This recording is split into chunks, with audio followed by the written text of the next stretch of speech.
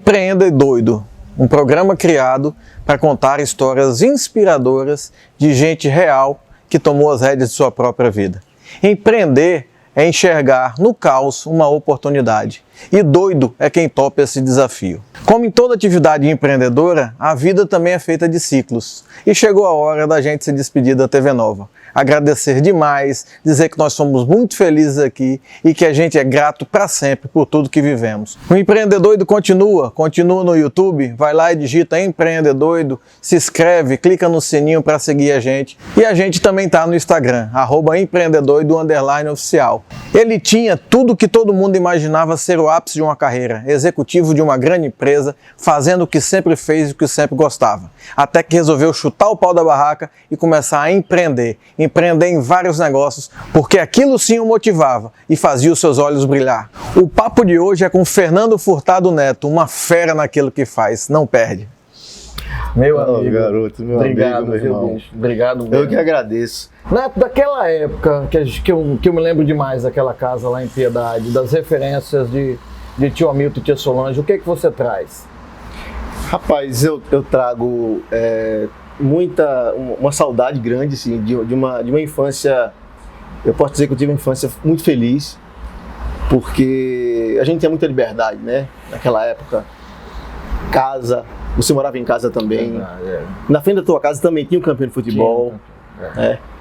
Então, a gente, meu pai sempre foi empreendedor, né? E ele sempre, assim, a gente via, né, as coisas que ele fazia, e ele e os irmãos, então eram coisas que ampliavam ainda a nossa visão de mundo, mas a gente não deixava de brincar, não deixava de se divertir. Verdade. De levar a vida com leveza, né, de valorizar os amigos, né? A gente tem excelentes recordações aí da gente andando de lancha, né, aquelas aventuras com teu pai, com o Penedo. Vomitando muito, ficando atolado, porque tava todo mundo bêbado dirigindo a lancha. Exatamente. Naquela época podia, né? Exatamente. Uma vez a gente voltou, a lancha foi, todo mundo foi pescar, a gente foi lá pequenininho. Isso. E aí a gente enjoou tanto e voltou. Tu tava voltou por conta da gente. Uma de Maria Farinha que tio Hélio parou no banco de areia. Rapaz, ali, imaginem, 8 horas da noite, num domingo, a gente, não existia celular na época. Nada. Então, fui eu, meu pai, o pai de Leandro, o pai de 2 amigos nossos. Exatamente. Né? Ou seja, 4 meninas, Isso. 3 adultos. A lancha não era uma lancha grande, mas meu pai era muito aventureiro e gostava dessas coisas. Papai né? também adorava pescar. E aí, a gente voltando da Coroa do Avião, indo para o Cabanga de Maria Farinha. Foi. A lancha parou no banco de areia. Foi. E a gente desceu para empurrar a lancha. E papai sumiu e não respondia, e achei que ele tivesse sido engolido por um tubarão ou por uma baleia. São lembranças que a gente não esquece nunca. E o que é legal, cara, assim, às vezes a gente passa anos sem se ver. E eu gosto muito de dizer isso. Bom da amizade é que ela é sem frescura, né? É uma amizade que você não precisa estar do lado, não precisa estar cobrando. Se vê, se abraça, se beija. Exatamente. Eu digo que a verdadeira amizade é aquela quando a gente, depois de muito tempo sem ver o amigo, quando a gente volta, a conversa continua onde estava. Porque a essência ficou, né, bicho? Exatamente. Vamos lá, aí eu lembro demais, papai era gerente de banco, né? Eu levava uma vida tranquila, mas uma vida de empregado. E eu lembro que seu pai e seus tios já empreendiam. Era trator, era caminhão? Na época, meu pai é engenheiro, né? Engenheiro civil.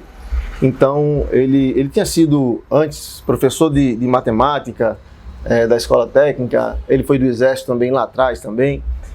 Mas ele sempre quis empreender. Foi me mostrando um mundo aí de aventura, né? É besteira eu dizer que você nunca quis participar disso?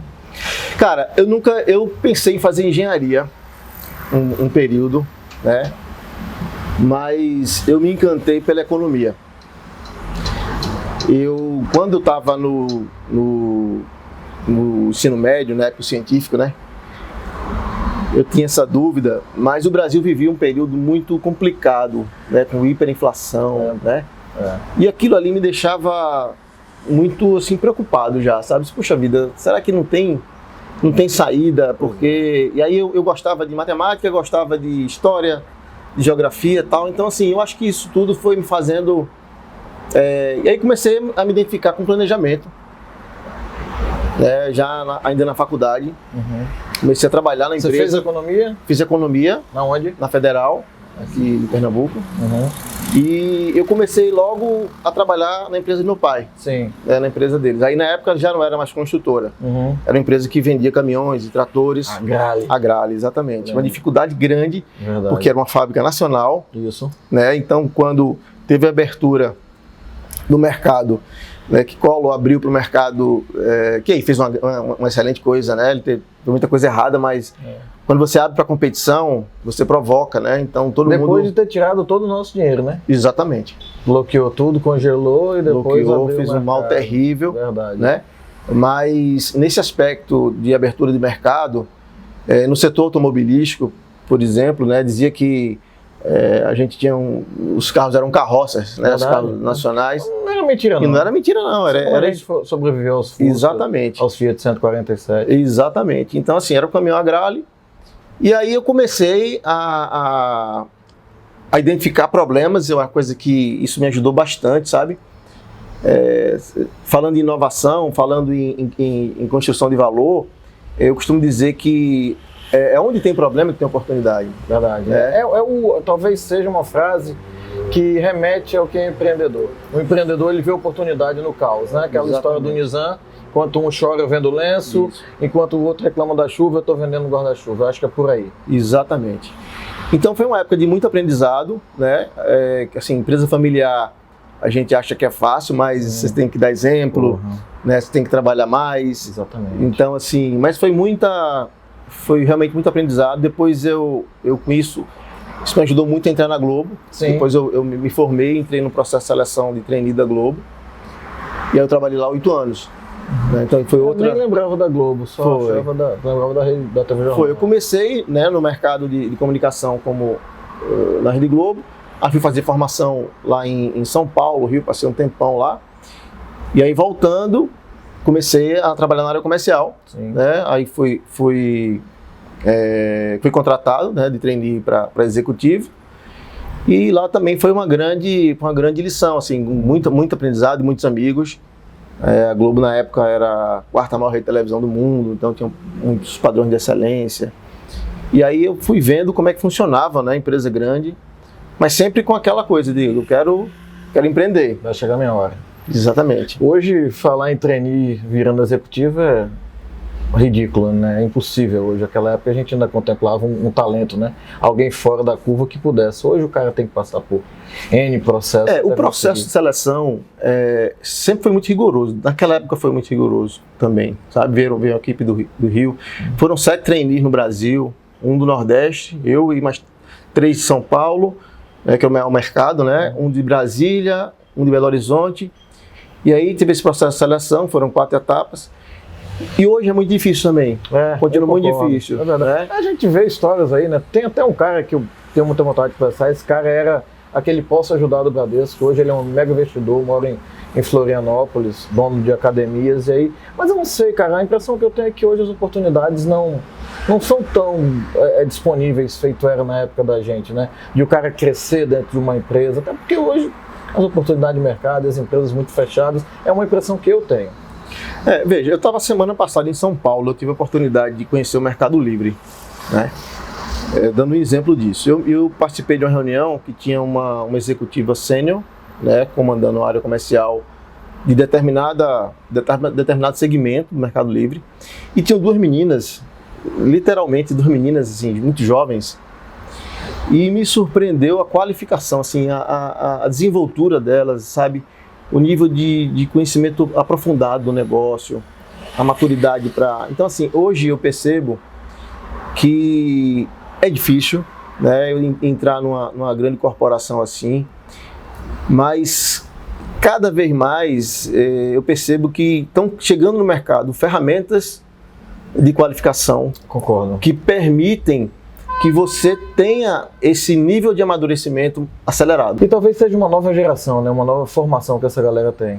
É uma nova formação, é um pessoal que eles aprendem de uma maneira diferente.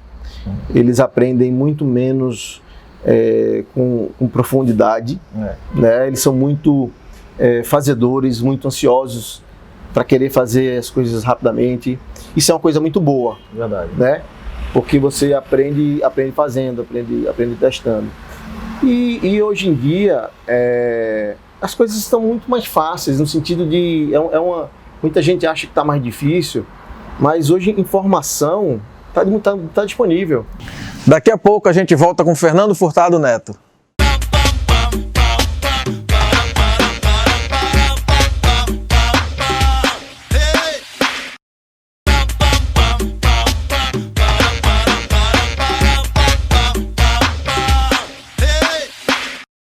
Eu continuo esse bate-papo com Fernando Furtado Neto, um ex-executivo que hoje está empreendendo.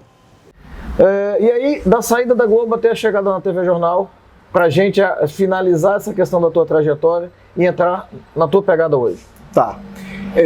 Eu, quando estava na Globo, eu recebi um convite para implantar a TV Guararapes. Sim. Né?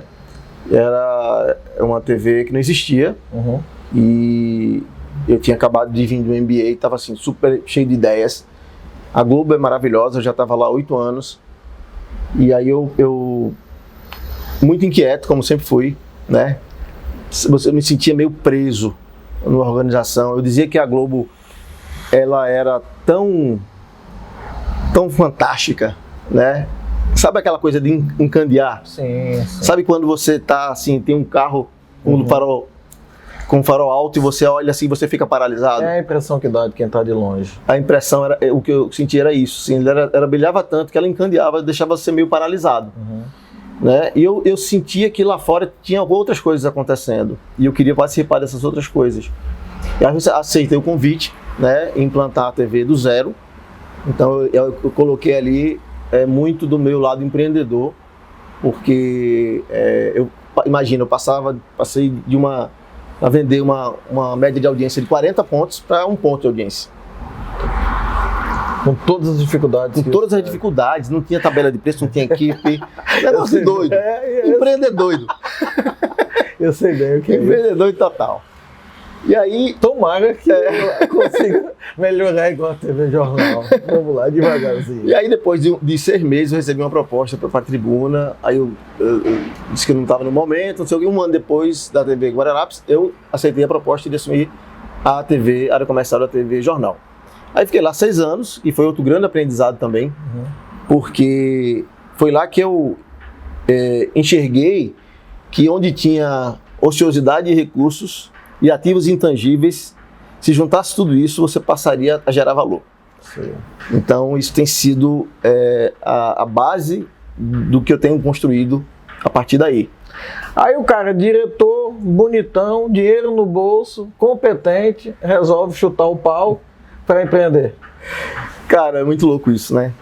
É muito louco. Eu tinha um amigo meu que dizia assim, Neto, você pulou do 10º andar sem paraquedas. Na verdade, você pulou do 10º andar e construiu um paraquedas na queda. Empreendedor é isso. Perfeito. Enquanto você caiu, você construiu. Exatamente isso. Perfeito. Genial.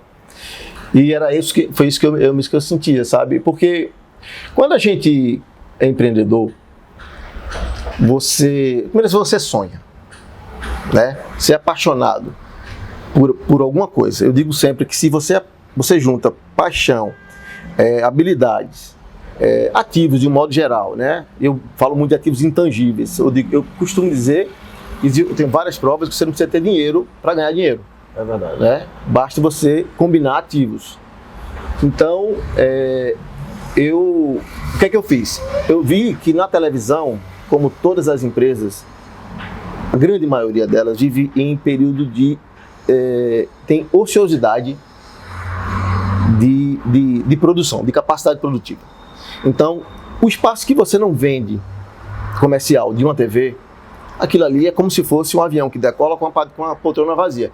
Você pode até vender poltrona para um outro voo, mas para aquele você nunca mais vai vender. Então eu percebia isso. Tá? Que é o lance do calhau. É o lance do calhau. E aí o que é que eu fiz? Eu digo, bom, eu vou transformar esse calhau, já que não tem cliente, eu vou inventar cliente. Literalmente. O que é que eu fiz? Eu fui numa grande indústria, cheguei lá e disse, ó, você tem uma ociosidade de fábrica que eu sei. E o cara disse, eu tenho, todo mundo tem. Então ele tem uma máquina que ele comprou para trabalhar em 3 turnos e trabalhava em 1. Ou seja, aquilo ali podia estar gerando muito mais receita do que estava. Então vamos fazer o seguinte, você tem caminhão também que está ocioso? Tem.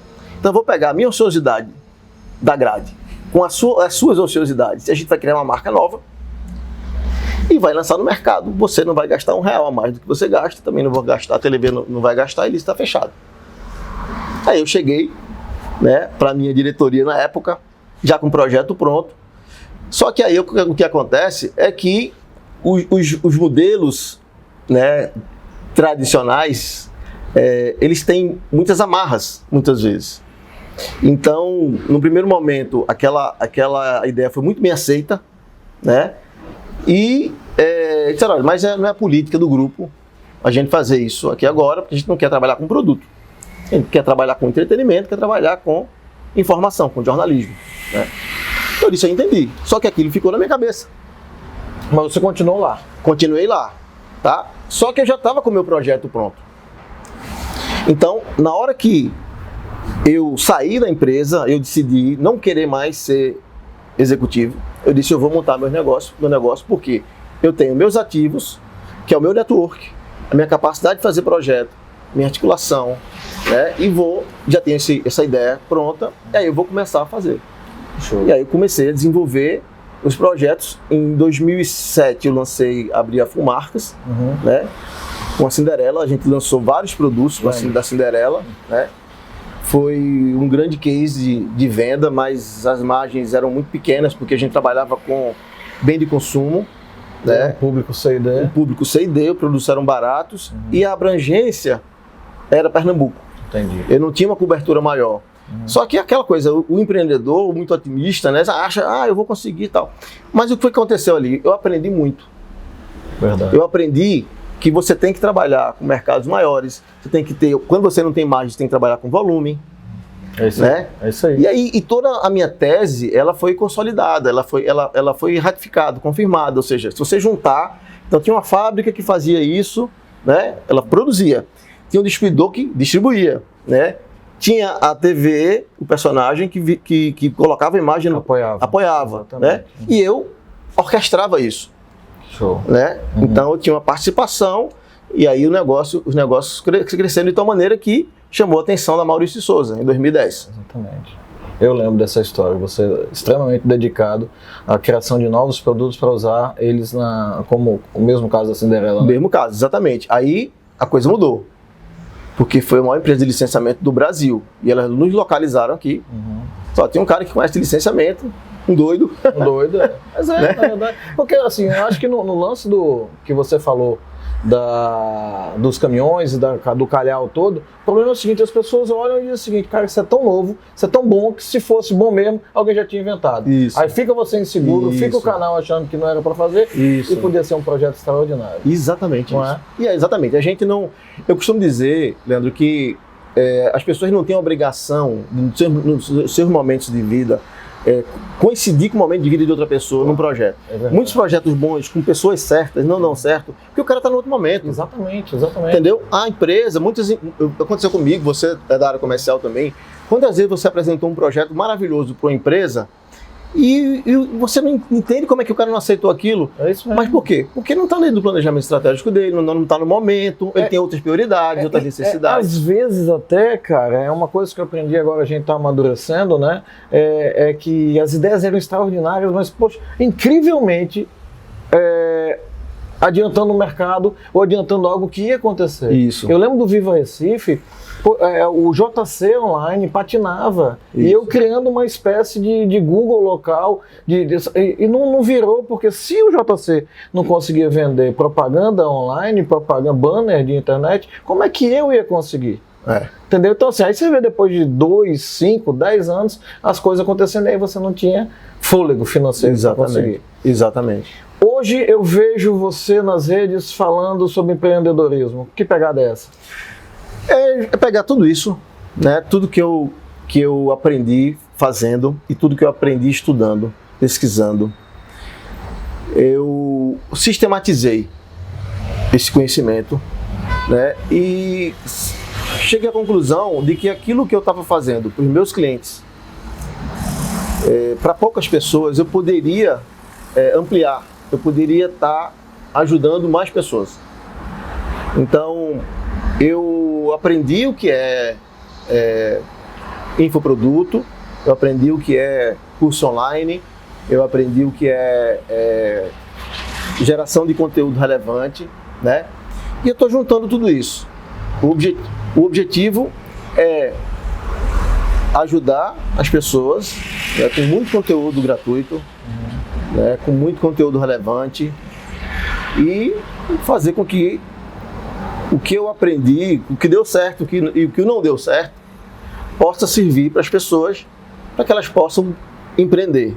Eu sou um grande defensor do empreendedorismo, porque eu digo que o empreendedor, ele é forçado a aprender muitas habilidades para poder desenvolver o trabalho dele, e aí ele se fortalece, ele se torna mais resiliente e ele ajuda no desenvolvimento do país. Essa palavra gratuito para a internet soa como música aos ouvidos de quem vê. E você, vai viver de quê? Como é que monetiza? Não, pois é, o infoproduto funciona da seguinte maneira. Existe uma coisa chamada reciprocidade, né? Quando você fala do comportamento humano. Então, toda vez que você oferece algo gratuito, que você entrega para as pessoas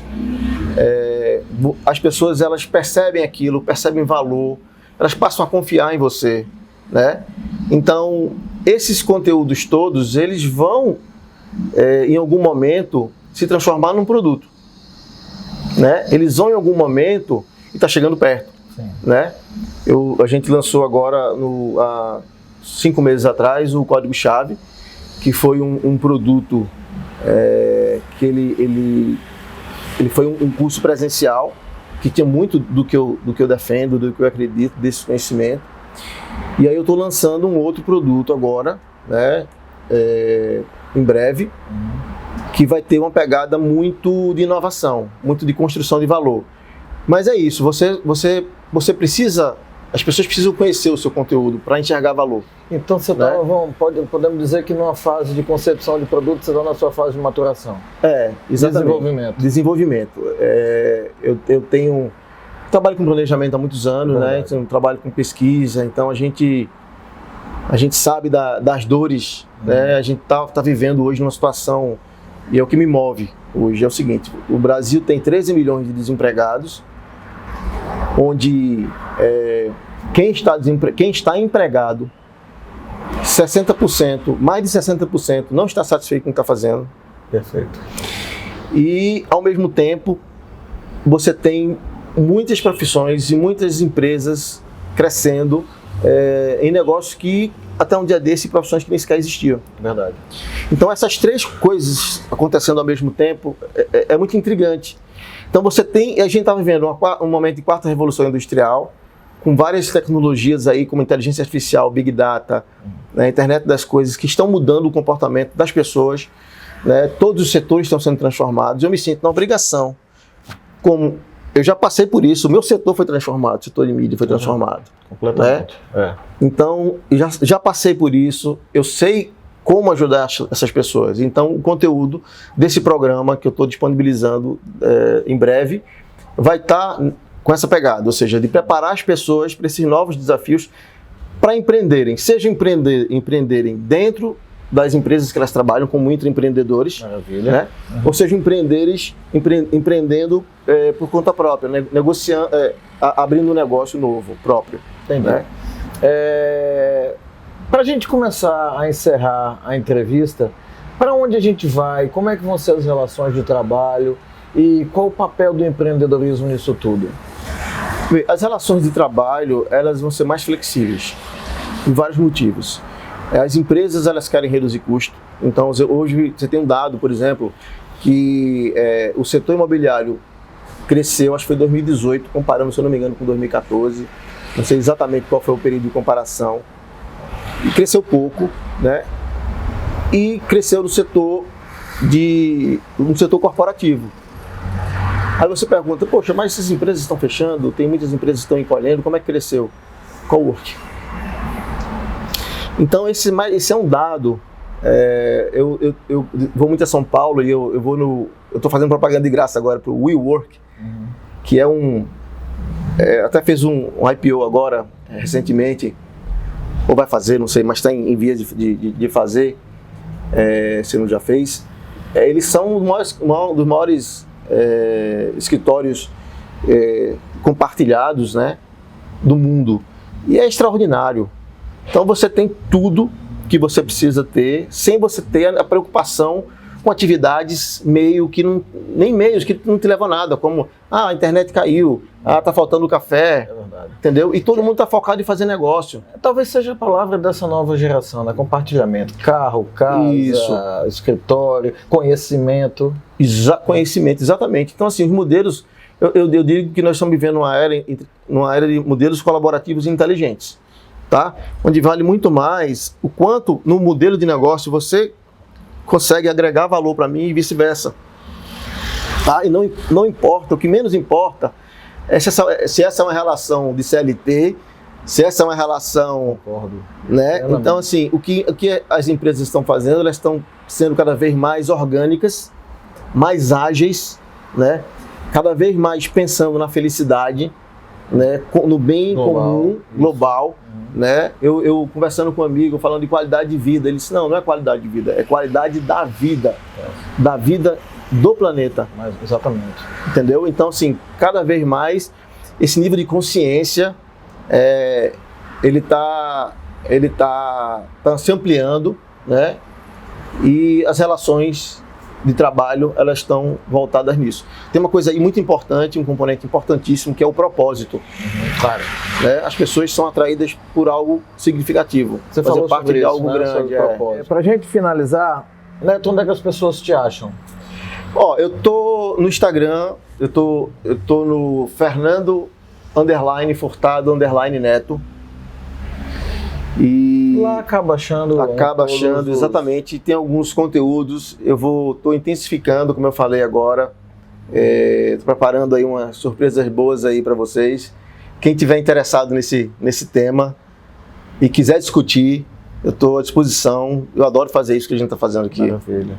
E você é fera. Rapaz, eu conversei com essa figura maravilhosa, negão. Obrigado mesmo, viu? Que é isso, cara. Com vocês, Fernando Furtado Neto. Obrigado aí. Prazer, gente. Valeu.